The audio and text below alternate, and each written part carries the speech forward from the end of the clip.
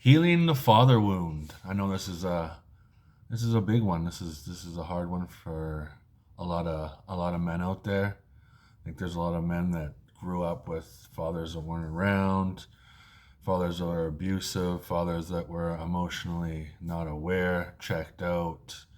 So they didn't really receive a lot of, the guidance and things and care and love and all those things they kind of needed growing up to create, secure attachment and, just a nice grounded, solid presence within yourself.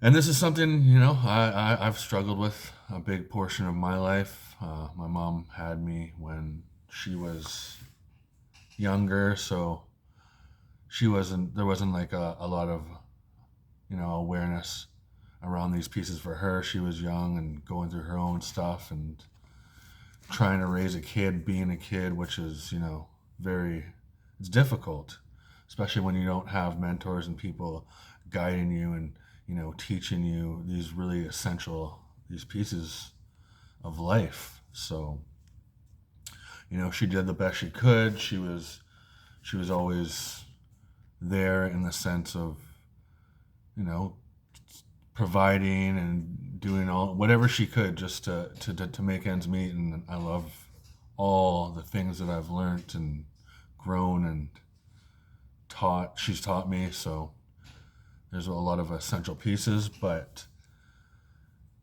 yeah, my dad, he definitely wasn't around like very much at all. He would come around maybe once a year, and then sometimes it would even be longer. And then when I think back to these pieces of when I was younger, there's times when there's promises for him to show up and then he doesn't, and then you just remember that little boy sitting at the window kind of looking out into the world and just wanting his dad to show up for him and be there for him and, kind of guide him and give him his rites to passage as a man and teach him these really key pieces in life. And then over and over and over, it's fractured and fractured and fractured. And the whole time there's not, you're a kid, so there's no awareness around, what the reality of the situation is for him, what he went through, and all those things. All you're wanting is your dad, right? And all you're wanting is love and connection. And then you don't get that, so then you're left with, oh, like, why doesn't he love me? And what's wrong with me? And it's endless. It's just you think it's all you, and then you hold that in for a huge portion of your life, and then he promises to come again, and then you keep going down this cycle in your life, and yeah, it just really fractures a lot of pieces of who you are as a man, and it makes it difficult because then you're forced to kind of learn these things on your own. And then in my teenage years, I found that, yeah, I'm trying to learn these things on my own. I'm going off into the world.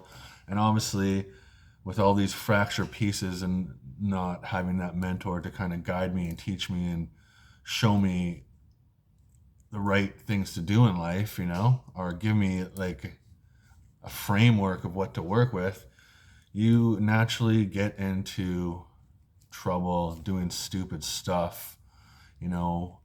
I got into drinking, partying, hanging around the wrong crowds of people.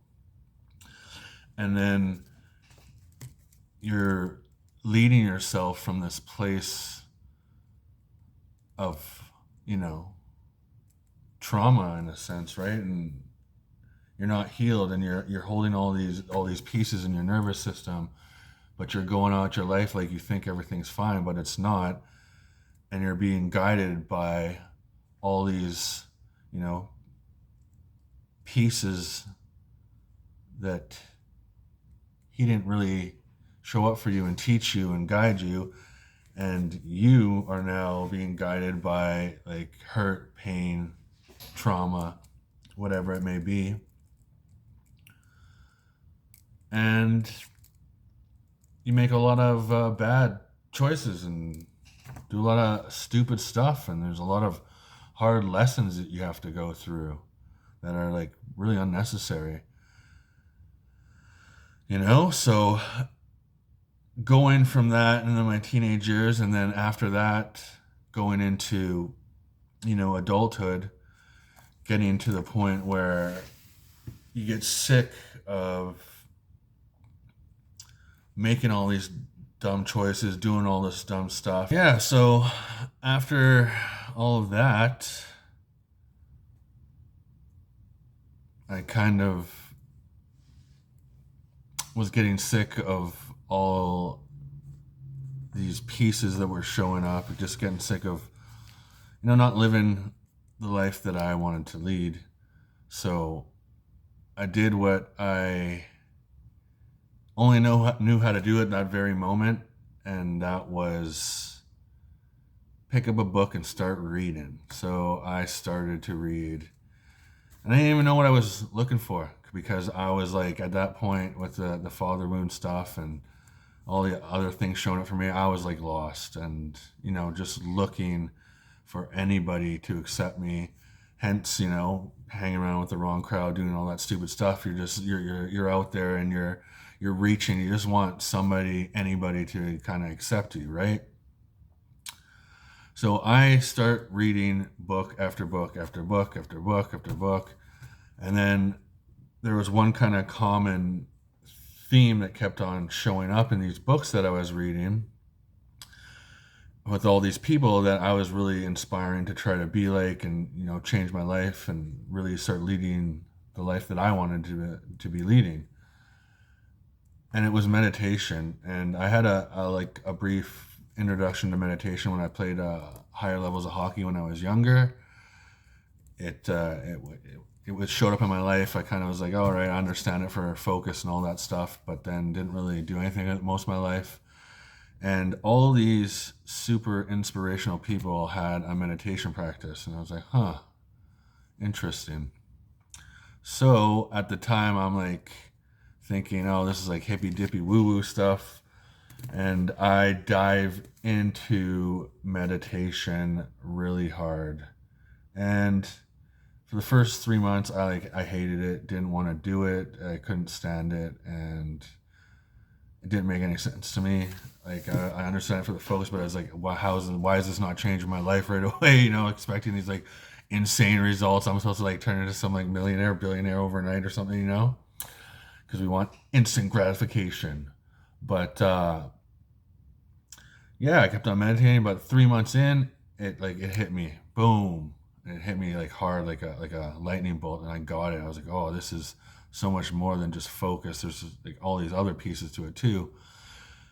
And then from meditation, I started to slowly introduce and build habits and put pieces and routines and all these little things in my life that at the time I didn't understand what they were, but they were the little bricks on the path to becoming the man I wanted to become.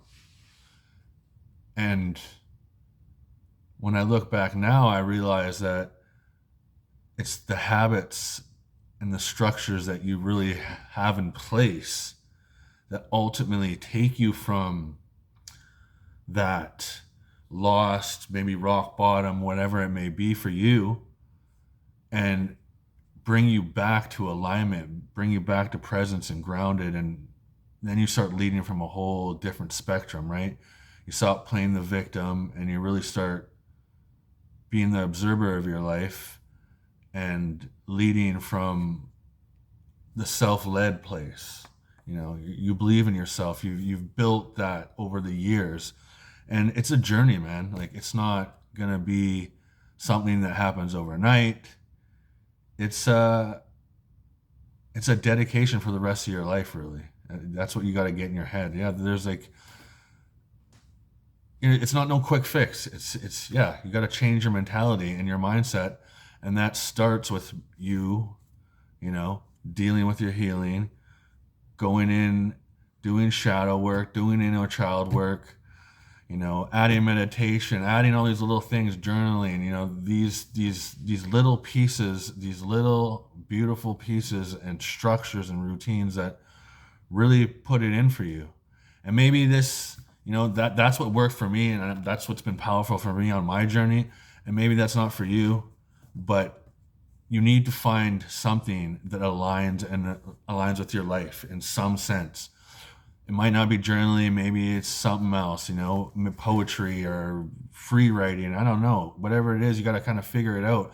You got to take these pieces and learn what works for you in your life. But ultimately, it's going to be those pieces that get you to the place you want to be.